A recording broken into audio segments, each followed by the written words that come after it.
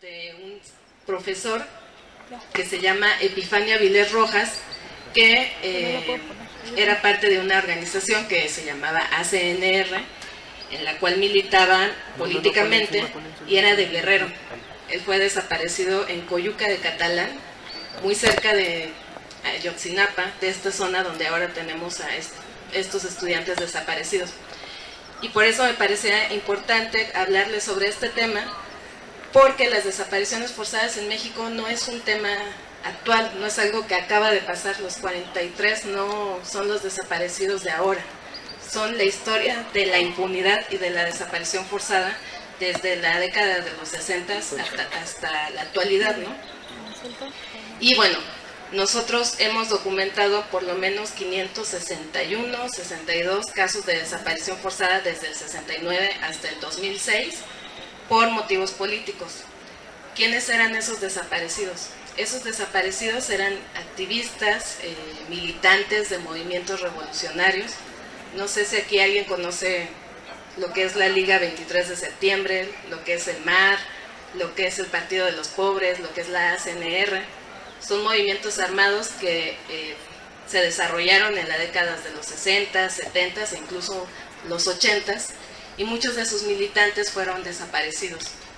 Y cuando hablamos de desaparecidos, lo que quiere decir es que agentes del Estado, ya sea la policía, el ejército, paramilitares, en esa época era muy conocida la Dirección Federal de Seguridad, que tenía grupos como los halcones. Eso sí les suena el halconazo, ¿no? Los halcones es el primer grupo paramilitar que se crea en México, ¿no? Ya después pues están los que tuvieron mucho funcionamiento en Chiapas, en Guerrero. Estos grupos nacen de la DFS, ¿no? Y también la Brigada Blanca. Ellos desaparecían, investigaban a los activistas, cuáles eran sus movimientos, por dónde se movían, si estaban en sindicatos, si estaban en la escuela, y los secuestraban y posteriormente negaban dónde estaban, ¿no? Muchos de ellos sabemos que estuvieron en el campo militar número 1, que funcionaba como cárcel clandestina. Sin embargo, no es una cosa del pasado. Todavía hasta el año 2007 tuvimos conocimiento de gente que estuvo desaparecida, bueno, que todavía sigue desaparecida, y que el último lugar donde se les vio con vida fue en el campo militar número 1. Esto lo digo porque hay gente, no sé, la mamá de una de mis compañeras, Elda Nevares, ella fue desaparecida, el ejército la desapareció y fue a dar al campo militar número 1, y posteriormente, después de 6 meses en que la familia y muchas organizaciones sociales hicieron una presión muy fuerte al Estado mexicano, fue liberada junto con un grupo de 8 personas. Estas personas dieron dato, bueno, fueron primero amenazadas, ¿no? Les dijeron, si ustedes dicen dónde estaban, qué vieron, los matamos. Y bueno, pues no los mataron, pues ellos dijeron, necesitamos cobertura internacional. Estaba Amnistía en ese momento y otras organizaciones, y hablaron y dieron su testimonio, y también en su testimonio presentaron por lo menos 4 casos de personas que actualmente siguen desaparecidas y que se les vio con vida en el campo militar número 1.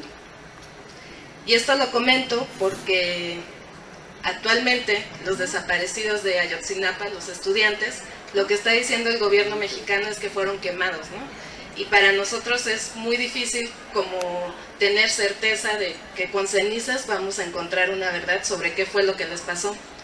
Y cada vez se vuelve más insostenible la posibilidad de que estén vivos, ¿no? Incluso nosotros mismos nos lo cuestionamos.